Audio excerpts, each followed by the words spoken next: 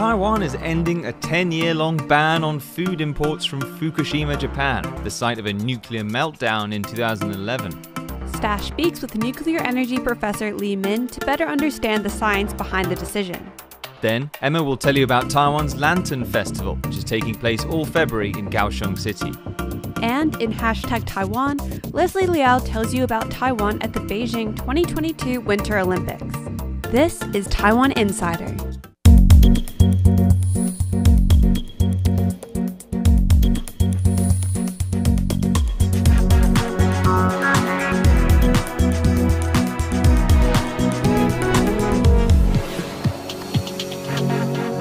Welcome to today's show. This week, Taiwan lifted a decade-long ban on food imports from Japan's Fukushima area. Taiwan banned the foods in 2011 for food safety concerns after an earthquake and tsunami triggered a meltdown at a nearby nuclear plant. Taiwan officials say their decision to lift the ban is based on science and is in line with international standards. Taiwan and Japan have a friendly relationship when it comes to admiring each other's tourist attractions and delicious cuisine. However, the issue of importing food from Japanese regions affected by the Fukushima nuclear disaster has caused friction between the two countries over the past decade. Taiwan's decision to lift the ban on Fukushima imports is the result of years of research conducted by experts around the world. Inspections led by the National Taiwan University College of Medicine have concluded that any traces of nuclear radiation are negligible and there's no cause for alarm. According to international standards, a person's annual exposure to radiation should not exceed 1 millisievert. NTU research concluded that people would be exposed to less than 3/1000ths of that from these Japanese food imports. NTU professor Jiang Zhigang says that the chances of contracting cancer from this amount of radiation exposure is 1 in 10 million. On the other hand, Taipei Chang'eng Hospital's Clinical Poison Center director, Yan Zonghai, says that he's still concerned about radioactive residue from these food imports. He said that the half-life of various radioactive substances can be up to 30 years, and only 11 years have passed since the Fukushima nuclear disaster. Some say that any products that contain food from these radiation-affected areas should be clearly labeled for consumers. Only time will tell whether Taiwan shoppers will be willing to purchase these items or leave them untouched on the shelves. Now, Taiwan's cabinet says that the ban lift is conditional. Food imports from the region will be subject to strict inspection, and items like mushrooms, wild bird meat, and other vegetables will remain prohibited. Stash Butler spoke with nuclear science expert Professor Li Min to get a clearer picture of the science behind the decision. You need to do some measurement to make sure how much radionuclide is left in the food. It must be below so-called maximum minimal concentration set up in the regulation before the food can be shipped to the market. So you can do that very easily. It's kind of a standard procedure in making those measurements. How many of these products do you think are below that limit? I mean, how are we expecting to see lots of these products, not meeting this limit? I don't have a number exactly to quote, but in my impression is there's not a lot of fish with radionuclide contamination above the regulatory limit, but you still need to check it before you put the fish on the market. And with these kind of, checking it's below this concentration, what kind of testing are these products going? Well, it's not a testing. It's you just use the radiation detector. Makes a measurement. It's pretty easy. As long as you have a proper instrument, you can measure it directly. According to the government itself, 55 countries had controls on food imports from Japan following the Fukushima disaster. But till this week, only Taiwan and China still had a complete ban on food products from the region. In your view, is Taiwan lagging behind other countries on this issue? Yes. In the last December, we have a public referendum on the commercial operation of the fourth nuclear power plant. So I'm kind of against government policy. Now government another make an announcement going to import the food from the Fukushima area. Do I against it?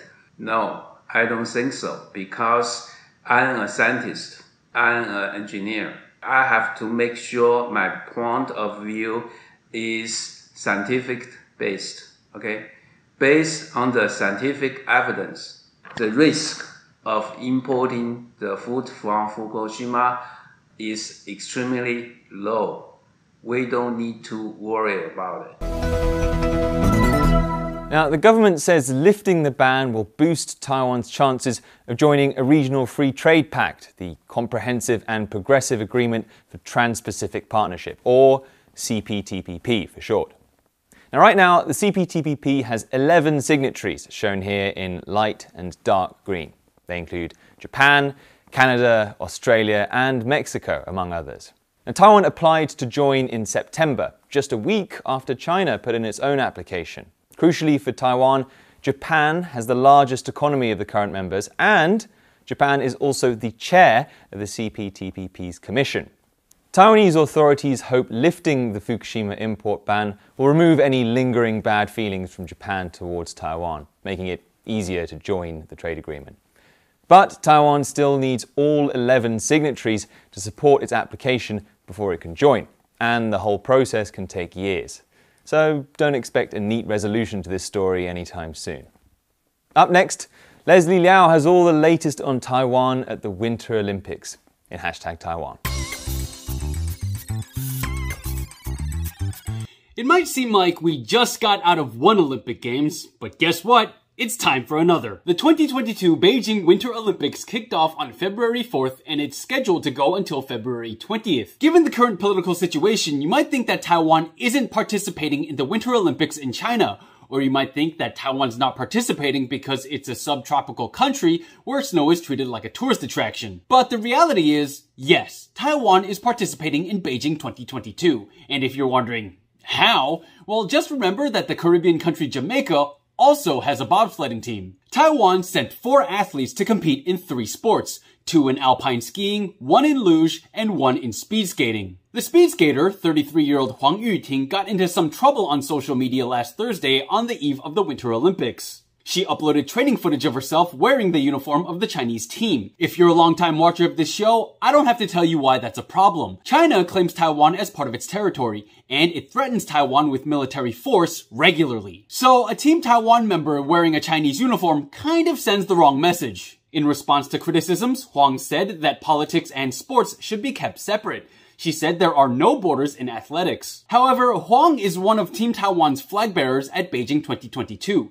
So some people, like Taiwanese legislator Xu Zijie, think Huang should have been a little more sensitive when representing the country. Some people were so upset with Huang that they hurled eggs at her picture, which I really don't think is necessary. I mean, there's an egg shortage in Taiwan right now. Come on, man. Now, let's fast forward to the opening ceremony. Last year at the Tokyo 2020 Summer Olympics, we talked about how Japanese national broadcaster NHK called Team Taiwan, Taiwan, and not Chinese Taipei, the team's official designation at the Olympic Games. Now, if you don't get why that's a big deal, I'm gonna leave a link in the description box below to the episode of #Taiwan that explains why that was a big deal. NHK did the same thing during the Beijing opening ceremony, so it's pretty neat that they're staying consistent. During the opening ceremony, a large group of children holding dove-shaped lanterns gathered on stage. One of the children went astray and another had to lead them back into the group. Some users on Chinese social media believed that unruly child and their subsequent return to be a metaphor for Taiwan. Like Taiwan is the unruly kid who went astray